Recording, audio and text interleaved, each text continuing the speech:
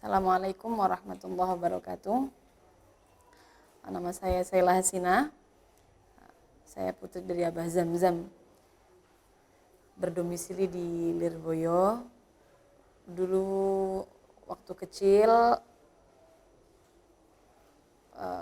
sembari SD saya juga ikut belajar sekolah diniyah di Pondok Pesantren Hidayatul Mubtadi'at Al-Quraniyah HMQ asuhan Abu Yakaf Habih Mahrus. Lalu setelah SD saya melanjutkan menghafal Al-Quran di Jepara dan juga di Madura. Di Jepara di Pondok Pesantren Al-Islah Wal Isom. Guru saya adalah Ibu Nyai Hajar Maftuhin. Lalu juga melanjutkan menghafal Al-Quran di Madura, tepatnya di nenek saya sendiri di Pondok Al-Hidayat Madura Burneh Bangkalan. Setelah itu, setelah hatam sekitar tahun 2010 saya melanjutkan mengaji kitab kuning di Pondok Pesantren Hidayatul Mubtadi'at di Lirboyo saja juga. Pengasuhnya adalah Kiai Haji Anwar Mansur. Selama kurang lebih sekitar 5 tahun saya di sana untuk belajar kitab kuning. Sampun kemudian setelah itu saya di rumah mengabdi di Al-Baqarah. Menghafal Al-Qurannya totalnya semua 3 tahun. Sanatnya jadi mbah saya sama Bu Nyai Hajar itu kakak adik. Sanatnya sama. Atasnya nanti Bu Nyai Faiza, kemudian Kiai Umar Mangkuyudan ke situ nanti. Nanti juga tembusnya Kiai Munawir. Berarti atasnya berumah berarti Mbah Munawir. Nggih. Kalau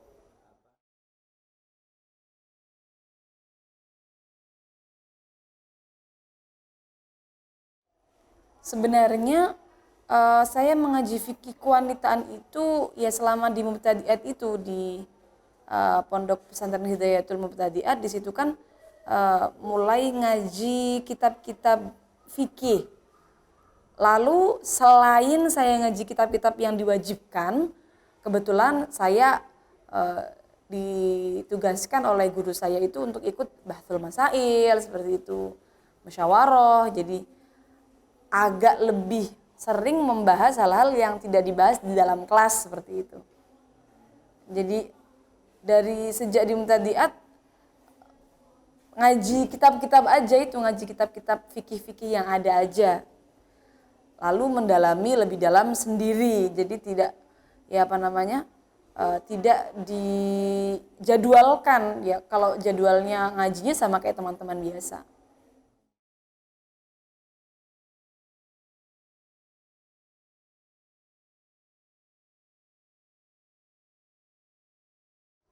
Kalau fikih kewanitaan, kalau ciri khasnya pasti mengarahnya ke pembahasan haid, nifas, istihadah, permasalahan darah wanita yang memang sangat rumit itu namanya, makanya fikih kewanitaan. Cuma kalau secara globalnya kan setiap hukum fikih yang berkaitan dengan wanita maka namanya fikih kewanitaan.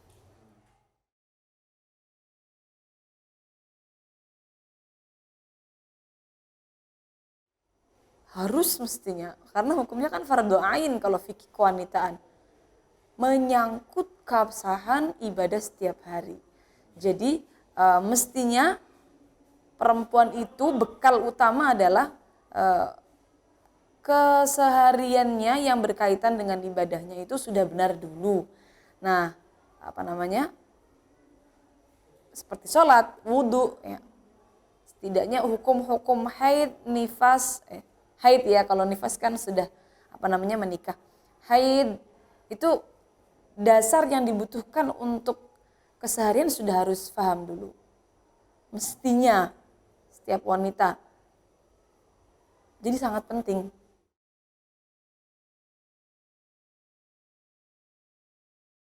Tahun. 4 SD. Nah, itu dia. Karena memang sebenarnya usia minimal wanita haid 9 tahun. Cuman sekarang kan umumnya mungkin 10 ya sampai 11. Atau bahkan banyak yang masih 12 tahun ya haid. Jadi memang ibu itu harus memberikan pendidikan tentang haid kepada anak itu sejak dini. Kalau menyuruh sholat itu dilakukan sejak 7 tahun, mestinya itu juga dibarengi kalau anaknya perempuan dengan pendidikan bahwa nanti kalian akan mengalami haid seperti itu.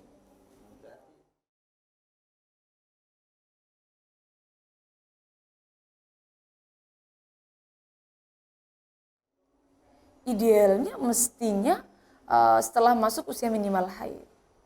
Cuman jarang, jadi anak-anak SD sekarang ini malu dulu ya, malu dulu. Malu jadi kadang-kadang membahas masalah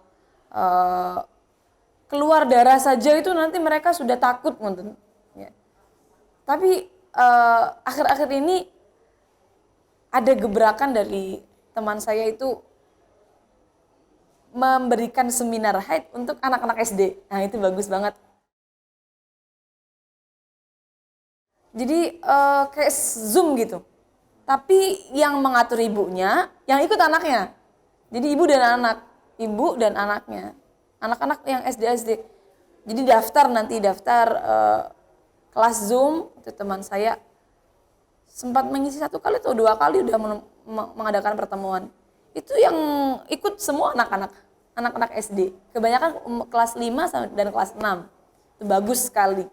Dan alhamdulillahnya karena didampingi mungkin ya, dan juga karena temannya banyak, akhirnya mereka gak malu untuk bertanya. Nah itu bagus. Kalau satu saja yang belajar gitu ya, biasanya agak malu untuk mengungkapkan. Tapi kalau banyak temannya itu semangat, antusias.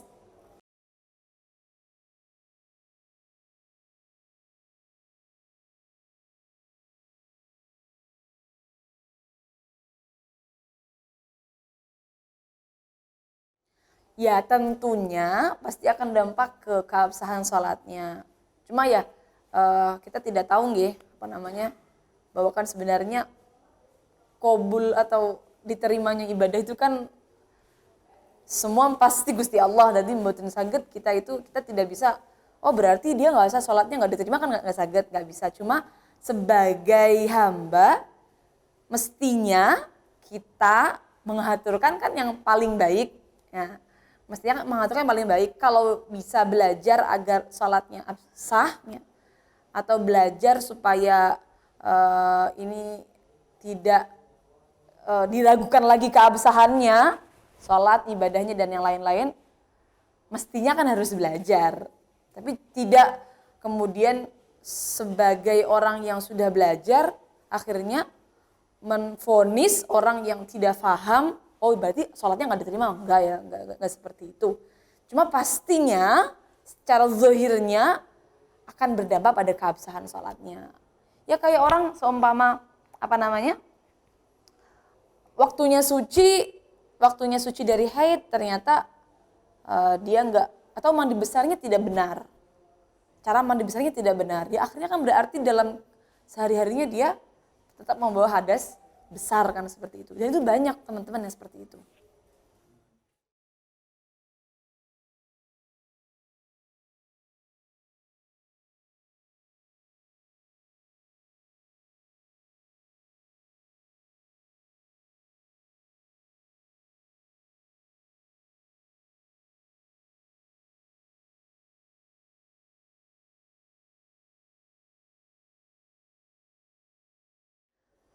Kalau memudahkan itu ya agak sulit juga. Karena memang sudah didoktrin sulit oleh ulama. Bahkan ulama sendiri ada yang memang tidak membahas dalam kitab fikihnya tentang haid atau hanya membahas sedikit saja. Karena sudah mendoktrin bab haid itu termasuk bab yang paling sulit. Jadi tidak beliau bahas dalam kitabnya. Jadi untuk memudahkan sebenarnya kalau memudahkan dengan belajar, dengan meng-share ilmu-ilmu fikih wanita di medsos itu sudah termasuk memudahkan orang awam belajar. Tergantung orang awamnya mau belajar atau tidak, ngonten. Kalau memudahkannya sih sebenarnya sudah banyak mungkin ya yang menyebarkan ilmu ini di YouTube, mungkin di Instagram atau Telegram. Tapi orang awamnya mau belajar apa enggak? Jadi kita harus balik. Semudah apapun kalau orang awamnya nggak mau belajar ya nggak paham-paham, ngonten. Jangan pengen cuma tahu jawabannya aja, tapi ayo pengen tahu ilmunya. Jadi kalau seumpama